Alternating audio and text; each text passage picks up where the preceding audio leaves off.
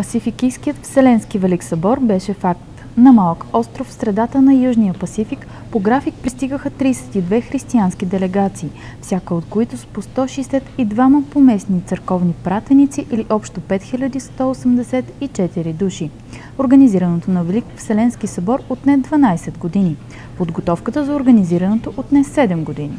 Договарянето за подготовката за организирането отне 17 години. Или общо 36 години бяха изминали, откакто в края на 2018 година първоначално съвсем плахо започнаха тайни икуменични преговори между двете най-монолитни християнски конфесии. Така започва неочакваният роман на Петър Делчев "Кастинг за Месия".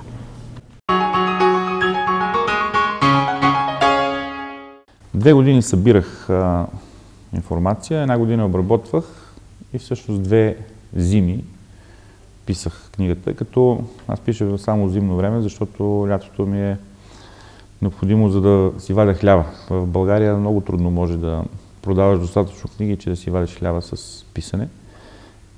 И поздравявам тези, които могат да го правят. Аз не мога. Не, че не искам, но нямам и за цел непременно и на всяка цена да си вадя хляба с писане. Това е по причина, че когато си зависим от писането, започваш да спазваш срокове, различни от тези, които ти диктува собствения усет за качествено писане. И трябва или да вадиш по 2 книги на година и да прибързваш по лекичка, или да пишеш, така да го наречем, по-леки книги. Аз не искам да пиша каквото да било по задание. Искам да следвам собствен ритъм. Сюжетът е развит в 4 линии.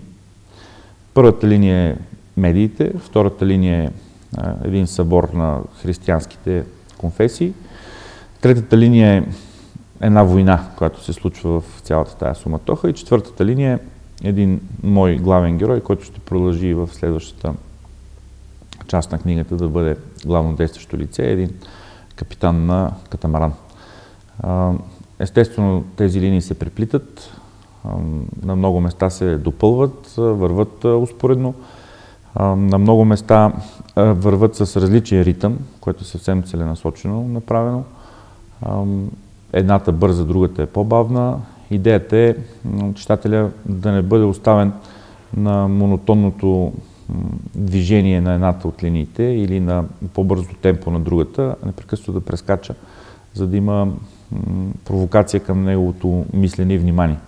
Книгата изисква много внимание, защото аз съм извадил от текста повече думи, отколкото съм написал в предишните си книги.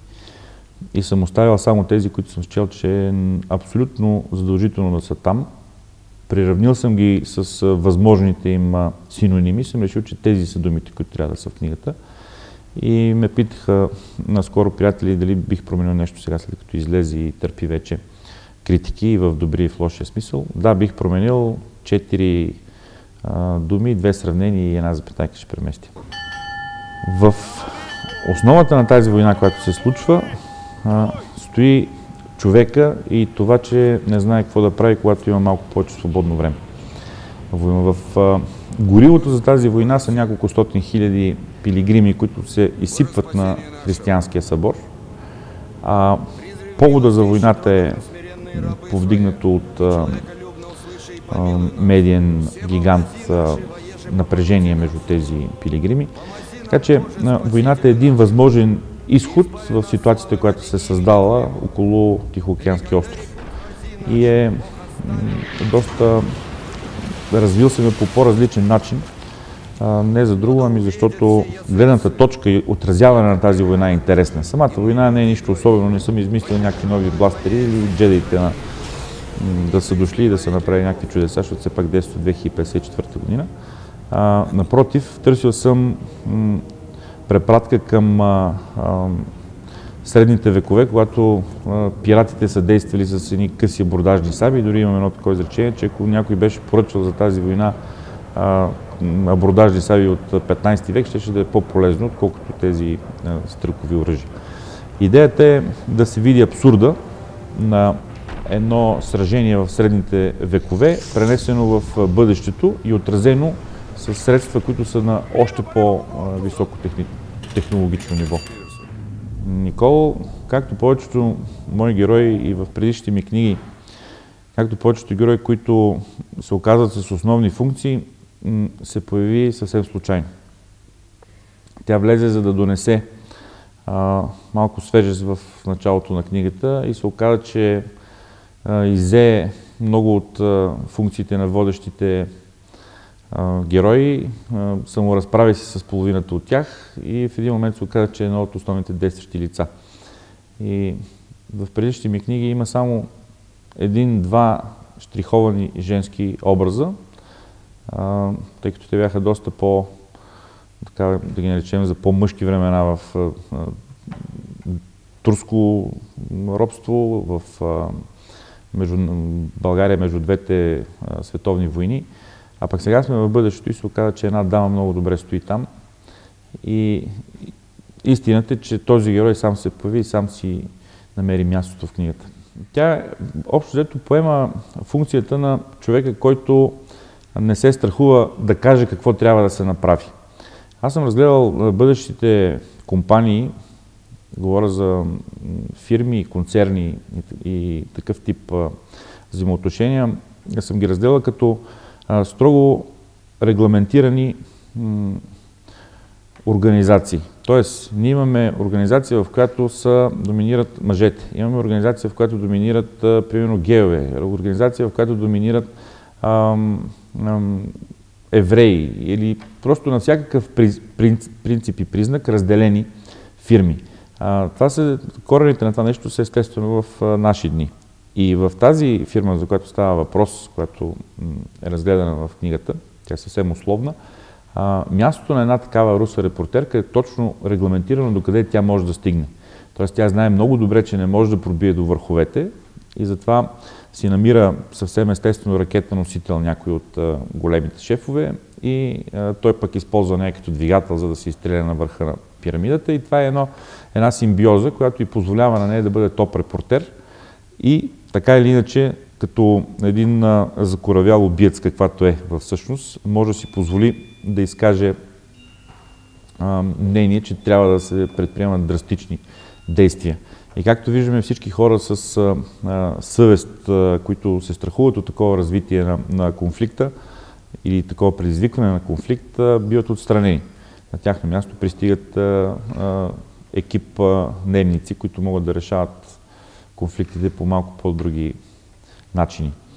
Затова е развита тя като такъв персонаж. Не случайно е използвано клишето на топ репортерката на нейното участие. Това е директна препратка към сегашно време.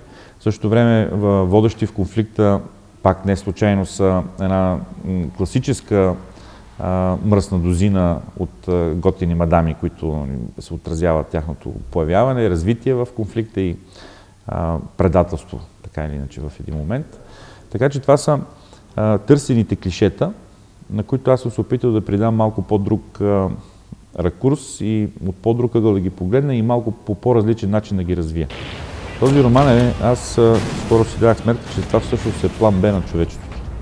План А е ние сега, говорят близките няколко години, да си помислим точно какво правим, да си дадем някои ясни отговори и да не правим това, което ще доведе до такова развитие, каквото е описано в този роман. Това аз затова го наричам художествено предупреждение, защото съм направил следното. Взел съм, така да го наречем, подправките от днешния ден, сипал съм ги в една тенджера и съм пуснал котлона да видя какво ще стане. Това, което кипна и пяната отгоре е този роман.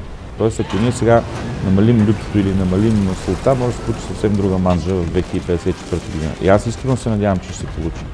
Защото тенденцията да се дават все повече права, морални права имам предвид, на отделни индивиди, на отделния човек, като се забравя, че основните християнски принципи за взаимопомощ, за състрадание към ближния, за това, че ние сме едно цяло като човечеството, дай на ризата на ближния имаш две и всички тези постулати, не говорим дали са християнски. Те са човешки преди всичко И когато ние ги забравим и когато изкараме на преден план състезанието, в което сме постоянно, и тогава вече може този начин на мислене, като ни се вменява постоянно и целенасочено, в резултат нашите деца да станат и такива усъкатени морално и духовно личности, които да правят ужасите, описани в този роман. Така че, пак казвам, това е план Б на човек. Това не бива да се случи.